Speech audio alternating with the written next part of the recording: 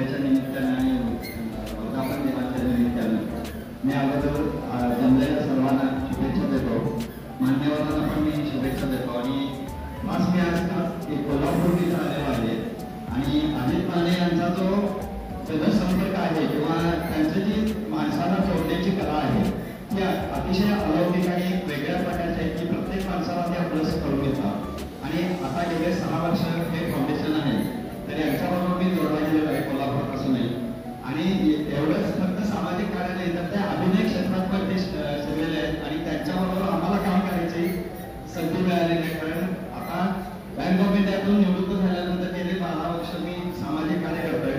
पण मला सुद्धा असं त्यांच्याकडे पाहिलं वाटायला की आपणही एखाद्या मालिकेत काम करावं छोटीशी का असेल मुली. आणि खरोखर त्यांनी ते आम्हाला करायला दिलं एका वेळ सिरियलमध्ये त्यांनी मला काम दिलं. तर असं प्रत्येकाला उत्तेजन किंवा स्फूर्ती देण्याचं कार्य कोणीतरी समाजात घेतलं पाहिजे.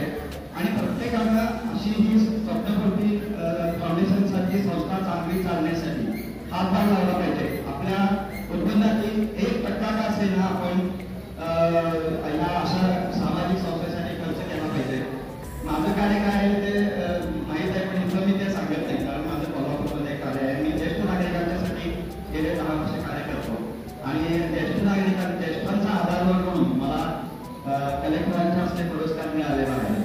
तर अशा या फाउंडेशनचं काम अतिशय उत्कृष्ट चाललेलं आहे. आणि या कार्यक्रमाला मला अजित माने सरांनी बोलवून मला बोलवल्याबद्दल मी त्यांचे आभार मानतो. आणि पुन्हा एकदा आपल्याला स्वप्नपूर्ती फाउंडेशनचे काम अतिशय जोमानं सुरू होते आणि त्यांची सगळी स्वप्न पूर्ण होते अशी मी ईश्वरचरणी प्रार्थना करतो. धन्यवाद.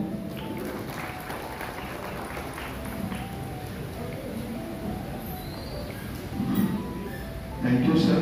खूप छान बोलले. कला क्षेत्रामधले पण या कार्यक्रमाच्या वेळी स्वप्नपूर्ती फाउंडेशनचे अध्यक्ष श्रीयुत अजित माने तसेच श्रीयुत लिंगेश्वर देवकाते, ओमप्रकाश शेटे, हर्षाली बेलवलकर, माननीय विशालदादा पाटील, पृथ्वीराज पाटील यांच्या हस्ते अनेक लोकांना समाजरत्न तसेच विशेष पुरस्कार देण्यात आले आणि त्यांचा सर्वांचा सन्मान करण्यात आला.